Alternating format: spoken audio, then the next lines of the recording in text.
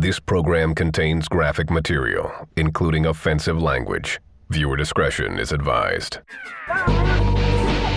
Stood up to, whole gangs before. I'm not afraid to lose my life. Their code demands not only secrecy, but violence. Most likely, someone's gonna come by and shoot at you. Fearing reprisals, the members of one of the country's most secretive gangs won't show their faces on camera. You recruit the people that are the most willing to fight, to shoot, to kill, to steal. They call themselves MOD, Menace of Destruction. MOD is always on top. We're never gonna drop. You're always out there looking to shoot somebody, looking to beat somebody up. And the Twin Cities are feeling their wrath.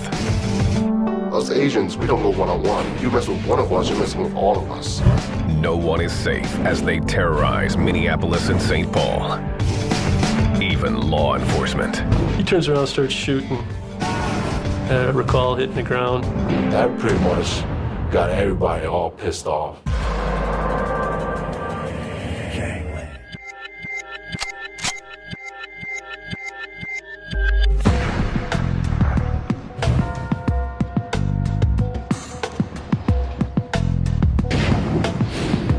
Minnesota's Twin Cities, Minneapolis and St. Paul, are divided by the Mississippi River. Some 3 million people call the metropolitan area home. It's a cold weather paradise where hockey, curling, and ice fishing are the local pastimes. In the past 20 years, thousands of Southeast Asians have immigrated to the region. They moved here because of the quality of life. I mean, you have good education, you have affordable housing, you have many amenities here. The Hmong people, native to China, make up the largest portion of this community. Now here in Minnesota, we have about 60,000 Hmong. In fact, we have the largest urbanized Hmong population in the United States. A small number of these Hmong lead secret, ultra-violent lives. We destroy everything in our path. There are some 50 documented Hmong gangs in the Twin Cities area alone. Of those, one strikes the most fear. MOD, Menace of Destruction. The MOD have got to be one of our most active gangs and most violent gangs. No cop is more familiar with MOD than Chris Tayson, a 15-year police veteran and investigator with Minnesota law enforcement. He is an expert on their ultra-secret activities.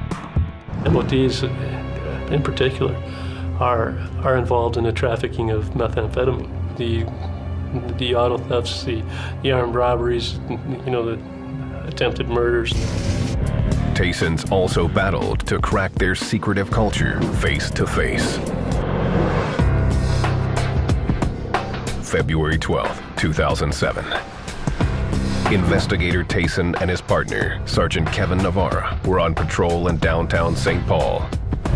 They spotted a local MOD fugitive, 25-year-old Mitchell Mua, in his car. Mitchell drives by and I lock eyes with him. We both kind of looked at each other and the chase was on. Mua was wanted for multiple charges, including kidnapping, robbery, assault, weapons, and drug possession. Mitchell is one of my good homies.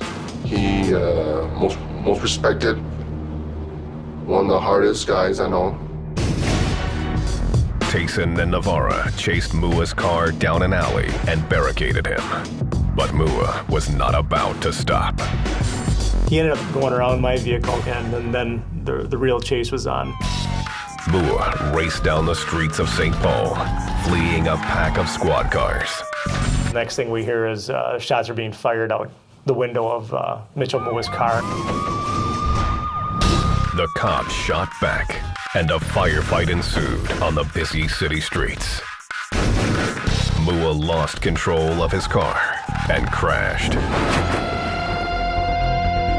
Then, true to the secret nature of MOD and not wanting to be taken alive, he did the unthinkable.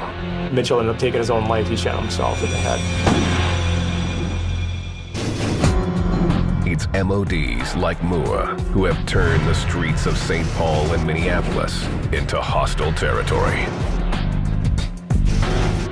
If you see one, just don't intimidate them. Don't look them in the eye. You know, you're not a gang member, and you look at them in the eye, and they'll think you're dogging them, and then they'll do something to you. So it's better off to just pass on by. 2 is a former MOD member who asked to have his identity concealed because he fears retaliation.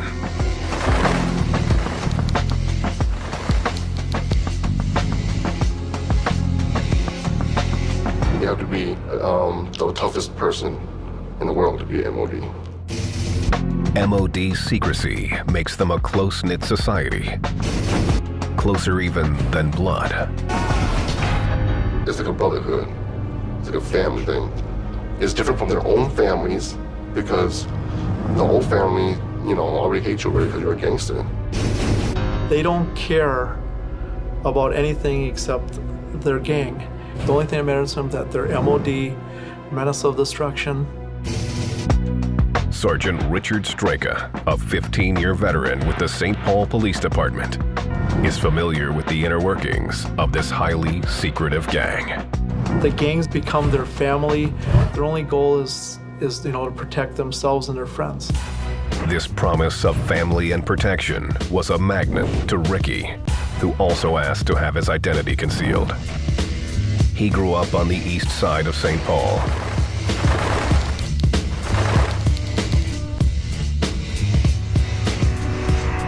A lot of stuff goes down there. You have both parents working, nobody's really there to watch you.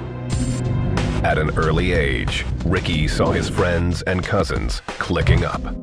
He wanted in. It's thrill seeking. What can the ultimate thrill be for us? It's fighting and shooting. The thrill-seeking turned to terror when Ricky and his homies started fighting other gangs. We went in there thinking that we were gonna gain respect from duking it out. It's a never-ending cycle. It's a cycle of violence. Every single gangsters or every single gang that comes our way, we would stop them. We would, we would actually eliminate them. So they have to do violent acts back to them, to the rival gangs, to show that they're on top, that they're not to be messed with. MOD's reach goes far beyond Minnesota to places like California, Colorado, and North Carolina. The Twin Cities are the gang's true national headquarters and base of operations. The area draws members from all over the country. You could have, say, 50 MODs in St. Paul, Minneapolis area, but that number might swell to 150 or 200 because the MODs from other cities and states come here. It's nothing for a 14-year-old MOD to do a shooting in Sacramento, California, and find himself here in Minnesota living with MODs. Tayson had fought this type of fugitive before.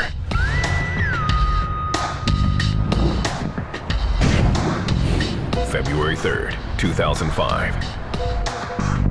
Investigator Tayson, along with Sergeant Navarra, got a call to Columbia Heights, a suburb north of Minneapolis.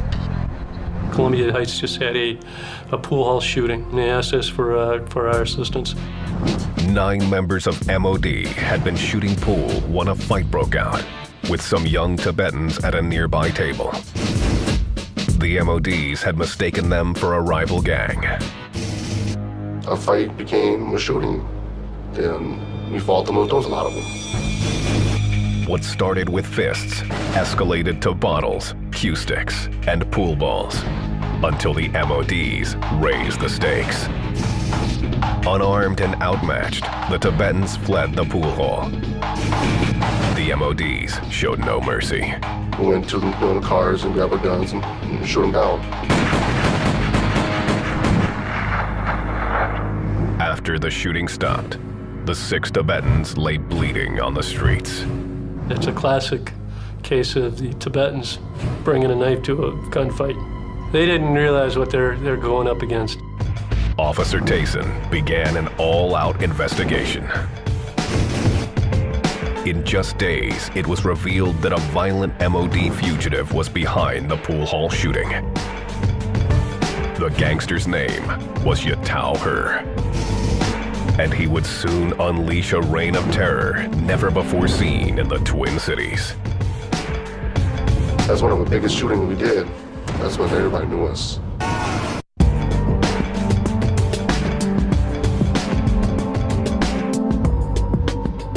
The United States has the largest population of Hmong people outside of Asia, numbering some 180,000. Roughly half have settled in the Twin Cities of Minneapolis-St. Paul. This includes one of the most deadly gangs in the Midwest, the secretive Menace of Destruction, or MOD. They do something to you, you do some worse back to let them know that you don't f with us. The roots of the Hmong go back nearly 3,000 years to China, their original home. The Hmong people are a very peaceful people. We live way up in the mountains, just, grow our crops and just want to be left alone. This calm depiction contrasts with the Hmong's history, much of which has been spent in conflict. In the 18th century, civil wars drove many out of China and into Southeast Asian countries like Vietnam and Laos. Those who stayed in China suffered during World War II. First under the oppressive reign of the Japanese, and then later under the new communist regime of Mao Zedong. The 1950s and 60s brought new conflicts as American forces moved into Southeast Asia. The goal was to stem the tide of rising communism in the region. The U.S. recruited the Hmong to help fight the communists. We were trained by the CIA, and so if you give us M16, we'll do a good job for you. For almost 15 years, Hmong forces fought in favor of U.S. interests in Laos, battling the North Vietnamese and Viet Cong in a country that was officially neutral. The struggle came to be known as the Secret War. Hmong involvement in the Vietnam conflict was, first of all, to rescue American pilots who were shot down over the country of Laos. The Hmong were also recruited to engage the North Vietnamese army. In 1975, the U.S. pulled out of the region, leaving the Hmong at the mercy of their communist enemies, but offering asylum to those lucky enough to make it to the U.S. Later that same year, the U.S. evacuated thousands of their Hmong allies. Over the next 2 decades, tens of thousands of Hmong were resettled in the U.S. thanks to a government sponsorship program. The Twin Cities, headquarters of several relief agencies, also became a popular Hmong destination. Like other immigrant groups, the Hmong faced great difficulties in their new land. Ex-gangbanger Tommy asked to have his identity concealed.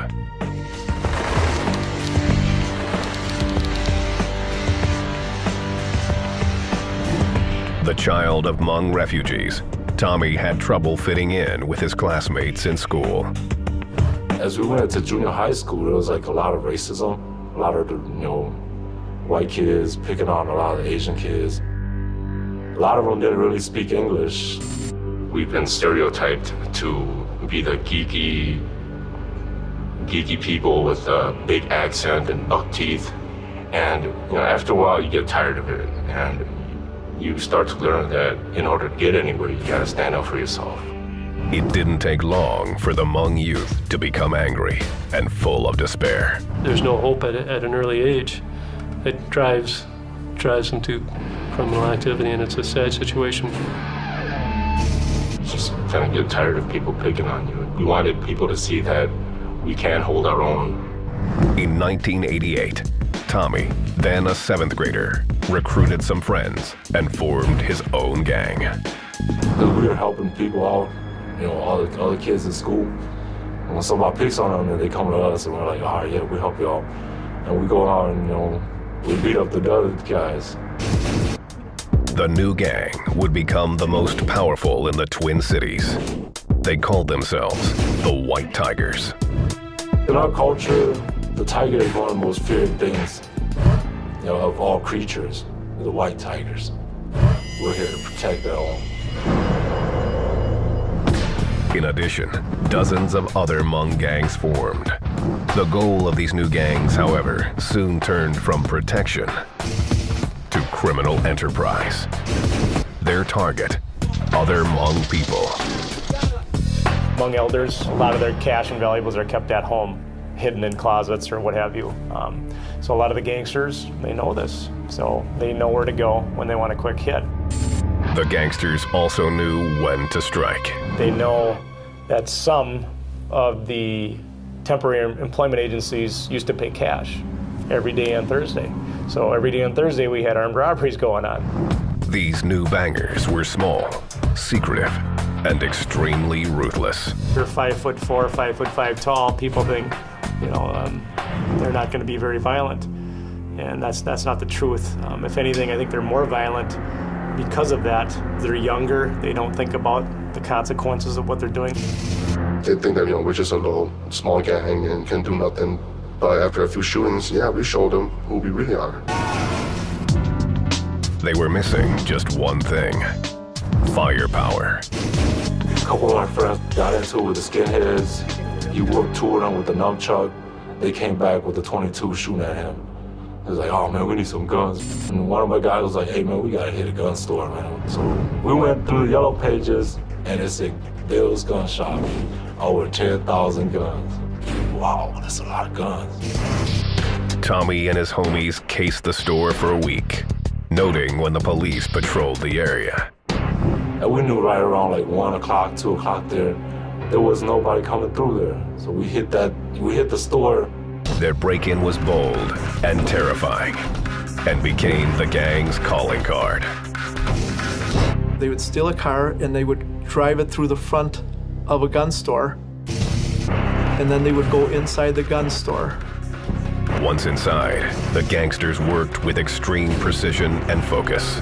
There'd be a group that would start breaking the glass out of the gun cases, and the next group would follow in behind with duffel bags or pillowcases and scoop up all the handguns. They walked away with an impressive arsenal of weapons. There was shotguns and rifles right on the side of the window, so we just grabbed the guns. They'd be in and out of that gun store in a minute and a half. Smash and grab.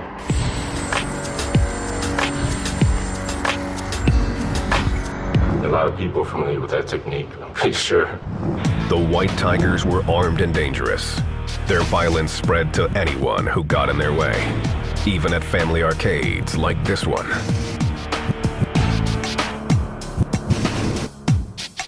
But the gang was planning a bigger surprise.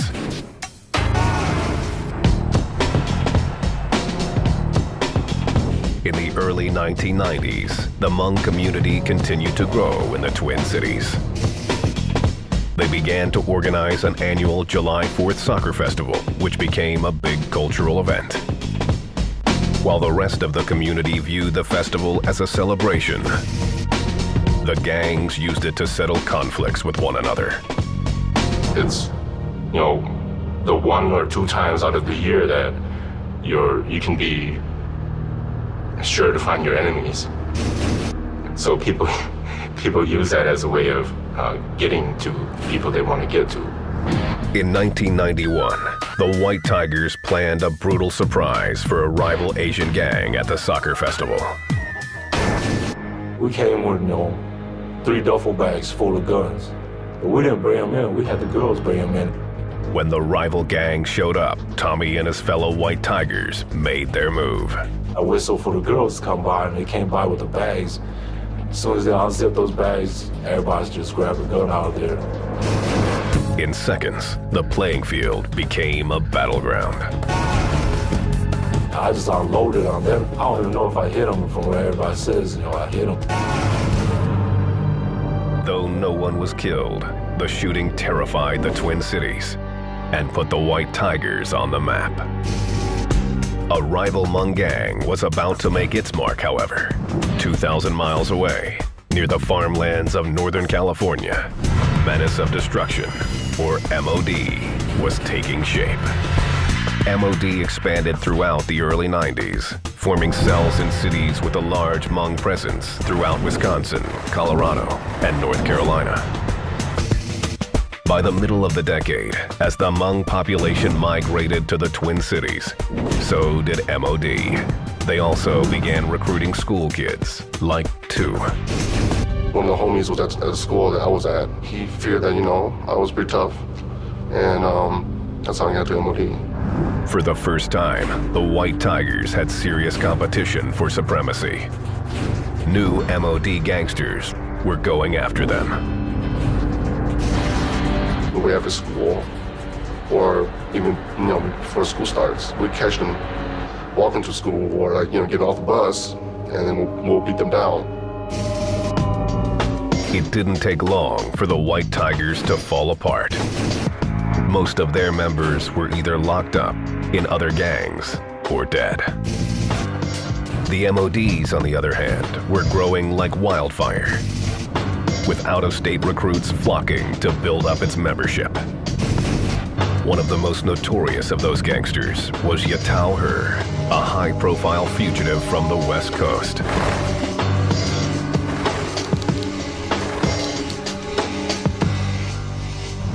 Yatao was 21 years old, with a longer rap sheet than many career criminals. December 2004, California. Yatao He was doing time for assault with a deadly weapon when he escaped from a work release program. One of the hardest guys I know, hard at heart, came up here, to see the homies in Minnesota. Along with secrecy, one of the cornerstones of the MOD code is the concept of helping fellow members. A wanted man in California, Yatao fled to Minnesota where he knew he'd be safe. Yatao He would use the lessons he learned gangbanging in Fresno to rise to the top of the MODs in the Twin Cities. His presence would incite the gang to never-before-seen levels of violence. These guys are MODs. These guys don't particularly go after anybody for no reason.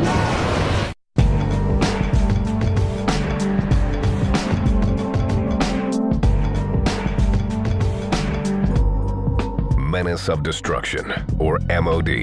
It's a name that isn't easy to live up to. The brutal Hmong gang that uses it stretches from its Northern California roots to its most powerful chapter in Minnesota's Twin Cities. They're not overly fearful of getting caught. These guys who are shooting cops and innocent people, it's a notch on their belt. We're very violent. We just take whatever we can. If you want to represent the name MOD, you have to be strong. You can't be a This nationwide gang also operates under a cloak of secrecy, hiding members on the run from police around the country. If I wanted to go hide from, because I was wanted from doing criminal activity, I would just call them straight up, go straight down there and meet up with the homies, and they'll hide me. We see our gangsters getting ID'd in Wisconsin and California as much as we see theirs. MOD's secrecy is unusual.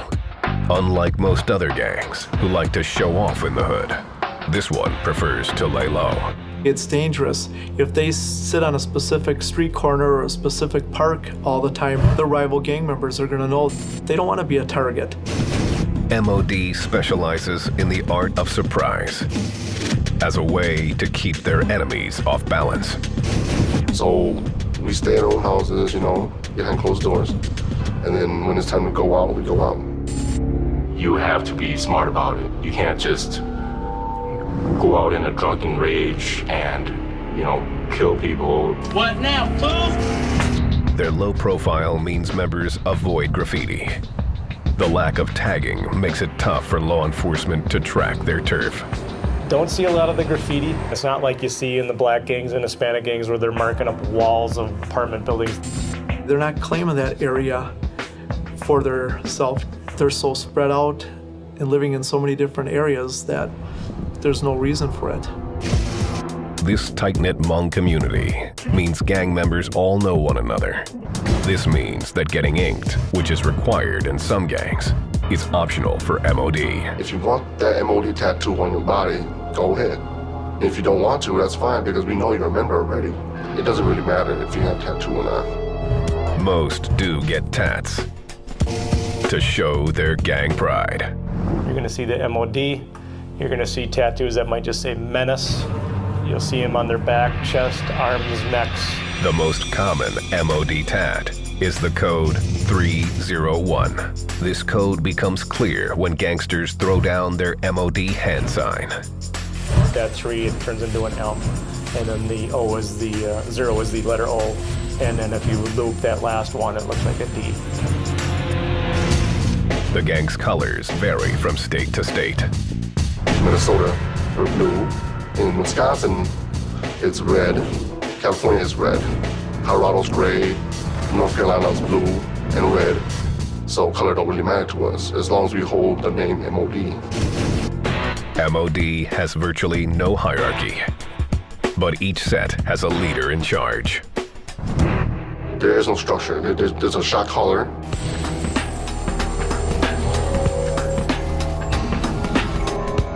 We call the shot that when it comes to like drive-bys or like shooting someone down. Other than that, everybody's free to do their own thing. It's kind of majority rules.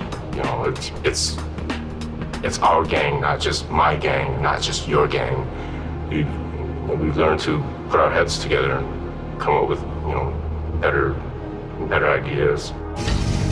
The shot callers tend to be older gang members, a reflection of the Hmong culture's reverence for the wisdom of age. They probably committed more crimes. They've gotten a little bit wiser in how they're doing their crimes, and they can pass it on to the younger kids on what to do and what not to do and how not to get caught. It's like the older you are, the longer you are in the gang, the more respect you get from. So it's kind of like rank. I was one of the shot callers, because what I said makes sense to people. Joining the gang requires that members prove they're down for the cause. We test you.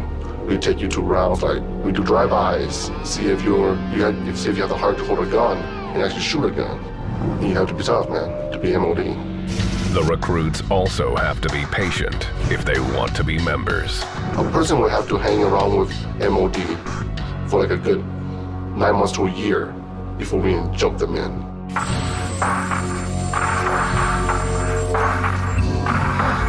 Typically that involves 2, 3, 4 guys beating you up for 20 or 30 seconds. The brutal process comes with a reward. You show no love. After the initiation, and then you show love. Some members don't have to endure the jump-in. The MODs have an easier path to initiation, if you have the right connections. They call it getting blessed in.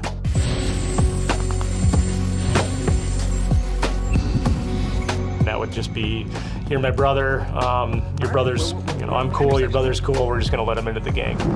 Once a member is in, there are 3 simple rules he must follow. Don't ever turn your back on a homie. Don't ever leave your homie behind. You snitch, you die. You snitch, you die. That's how it is. The consequences for breaking the first 2 rules are severe, but not deadly. You will get violated.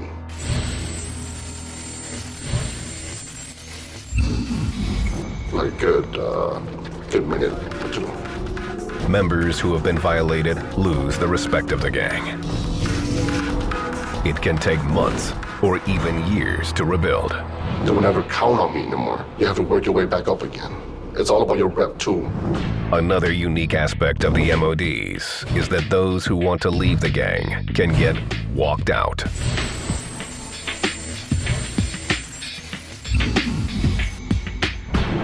There are strict conditions for this exception. You go and get married, and you walk free. If you want to turn your life around, as long as you still remember us, we still remember you. We'll let you go. Not everyone gets a free pass, especially if a gangbanger flip-flops.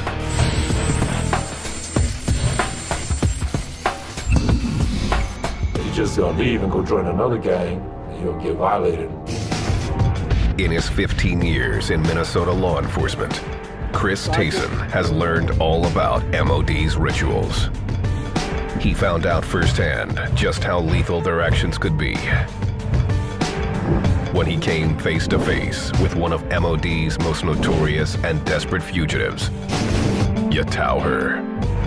This guy that kind of walked that way and just turned around and started shooting. We were so kind of surprised they would shot at the cop, like, you know, point blank.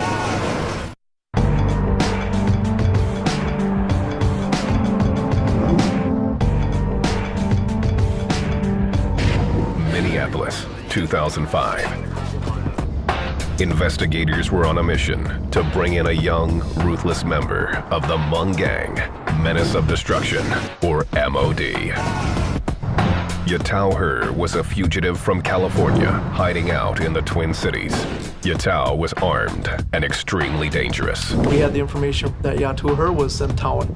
We knew who we were looking for, these MODs, but they had individuals that were hiding them. Yatauher quickly became a leader in the Twin Cities, making the gang much more violent. The gang strike force knew if they could apprehend him, they might be able to end MOD's dominance of the area. Chris Tayson, a veteran with the gang strike force, was trying to break the gang's code of silence and take Yatau off the streets. I showed this lady a picture of Yatauher, and she says, yeah, he's been in my house. Not only that, he's got guns. The investigator was hot on Yatau's trail, but before he could get to him, Yatau went on a terrifying crime spree. February 3rd, 2005. Police got the call to a pool hall north of Minneapolis. An MOD shooting had left 2 unarmed Tibetan men dead and 4 wounded. You know, they want to rumble at a bar. We did that. The police quickly set up roadblocks and stopped cars carrying 6 MOD suspects with several weapons. They had two vehicles stopped, literally, you know, around the block. 3 guns were recovered at the scene. Then Tayson and his partner, Kevin Navarra, realized that some of their suspects were missing. We were able to ascertain that there was another vehicle involved that had gotten away. The missing vehicle was Yatauher's, the gangster they were desperate to track down. We had pictures, and we knew what we were looking for. It was kind of like chasing a ghost. Yatau, now on the run again, fled to Eau Claire, Wisconsin, about 100 miles east of the Twin Cities. He went to see the homies in Eau Claire, because you know we have homies in Eau Claire too. Yatauher was desperate to get back to California, but he needed money. February 9th, 2005. Just 6 days after the pool hall slaying, Yatau robbed a mini-mart. After taking $50, he shot the female clerk 3 times. He shot a clerk. But that's how it is when you're a gangster. You move from state to state. Yatau left the clerk for dead and headed back to the Twin Cities. The clerk survived, but Yatau's spree wasn't finished. 5 days later, Valentine's Day, 2005. During the investigation, Tayson got a tip that Yatauher was hiding out in a hotel room in a nearby suburb. Expecting a firefight, Tayson called in the SWAT team. They surround the hotel. SWAT comes in there, and I was like, man. Rounds of gas were fired, but the cops were too late. The fugitive had been tipped off. By the time we got everybody into place and had a SWAT team hit the room, we had missed them by minutes. There was evidence that these guys were staying there. You know, they were cutting their hair, altering their appearance. Police frustration was growing, and the manhunt intensified. Then, another tip. Yatauher's car was seen in St. Paul at the Roosevelt housing projects. On February 23rd, 2005, investigator Tayson and a colleague headed to the projects. It's February in Minnesota, and I remember as we drive by, I see three of these Hmong guys parkas on, knit hats, and walking towards the area. As the police got closer, the trio kept changing directions. Suspicious, Tayson got out of his car and recognized Yatauher. I get out on our passenger side. One of them kind of walks away, and the other two start walking in a different direction. And I'm telling them, I say, hey, you know, police, we want to talk to you too. The suspects didn't hesitate. This guy kind of turned around and started shooting. The shooter was one of Yatau's homies, named Z-Lore. It was trying to hunt him down. He was running from the police, you know? He had to shoot the cop and get away. So, I guess that's what he did.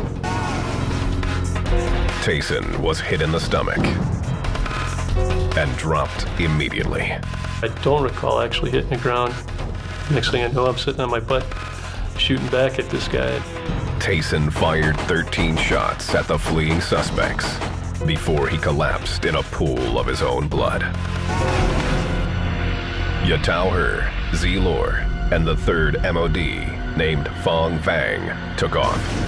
After Chris was shot, you know, these three individuals started running, and two of them had handguns. The news of Tayson's shooting and the uncertainty of his survival quickly spread throughout the Twin Cities. Sergeant Kevin Navarro was enjoying a day off when he turned on his cell phone. I remember to this day, 27 phone messages, which I'm used to 5 or 6. Navarro sped to the scene, one of hundreds of officers looking for the gunman.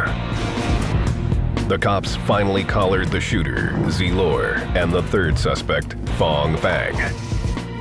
Then, an officer spotted Yatauher.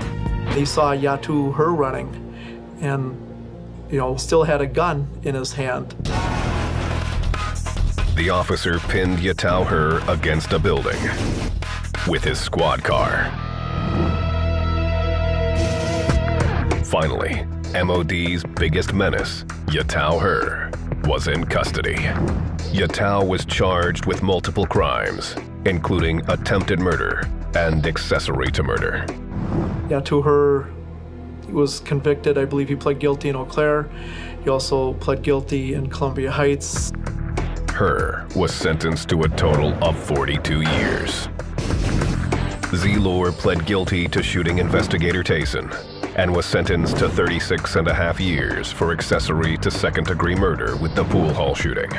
He received 36.5 years. Phong Vang and 6 other MODs were sentenced to 358.5 years for the pool hall shootings. We got some good prison time out of these guys. These sentences took some of the most violent MOD gangbangers off the streets. Those are my homies. It's kind of sad because, you know, we need them out here. You know, they're the toughest ones. Yatauher's crime spree took the MODs down, but they were not finished. The gang was already figuring out what its next move would be. You know for sure you're gonna die somehow representing the gang. So why fear it?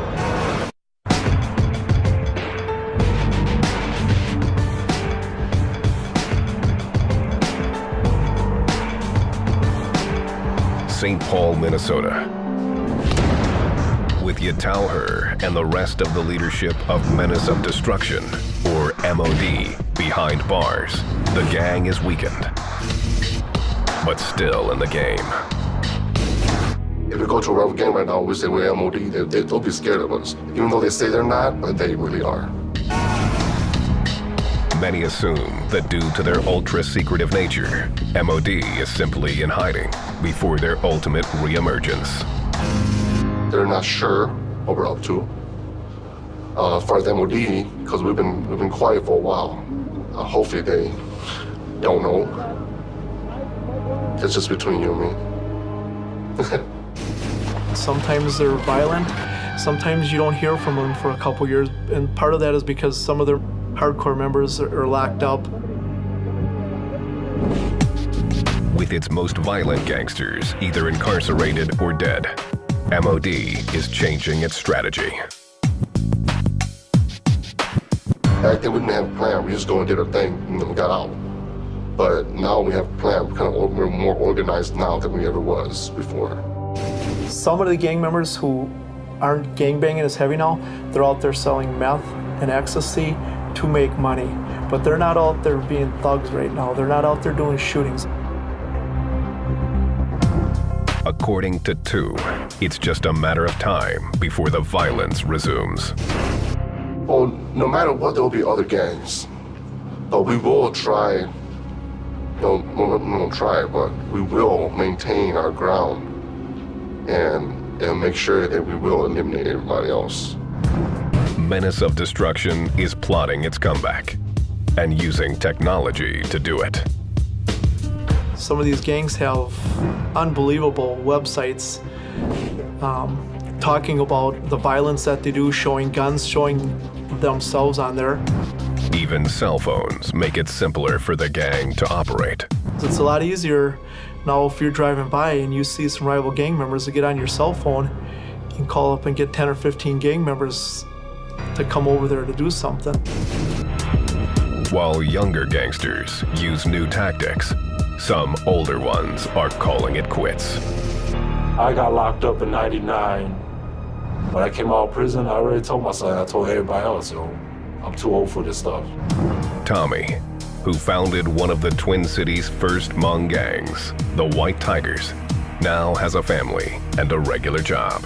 I make enough to survive. I just bought myself a house while struggling trying to make it. I go out, gave a few speeches on gang prevention with kids and stuff. Tommy still feels the pull from the gang. You felt that power. Once you feel that power, then you just can't let go. It's the power that makes Ricky fearful of the future. People shoot before they talk nowadays, and it's these little kids that you really got to worry about. Letting go of MOD hasn't been any easier for Two, who says he left the gang several years ago. Having a child changed everything. When my kid was born, that's when I said, no more. And that's when I realized that, I'm done. Two says the gang walked him out peacefully for all his years of service. While he's no longer an active MOD, he admits the life keeps its grip on him. I still have the urge to do something, Sometimes when I see my enemies, I still throw my gang sign out. But to do something, I'm too old for that. I'm a man now. It's an urge Twin City authorities say is common. I've seen guys get married and have children and tell me, I'm married now, Kevin, I'm not in the gang anymore. But as soon as their parents' places hit up on a drive-by shooting because brother's in a gang, he jumps back in for the retaliation part of it. So it's always there. Investigator Chris Tayson was lucky. The bullet missed his vital organs by a fraction of an inch. Tayson recovered quickly. The mild-mannered family man found himself in a new role. Hero. I live in a small town, so it's one of those things, like I say, thrust into the limelight. I'm not the one to talk about it, so. In 2006, he received the Medal of Valor. He was also named Minnesota's Policeman of the Year.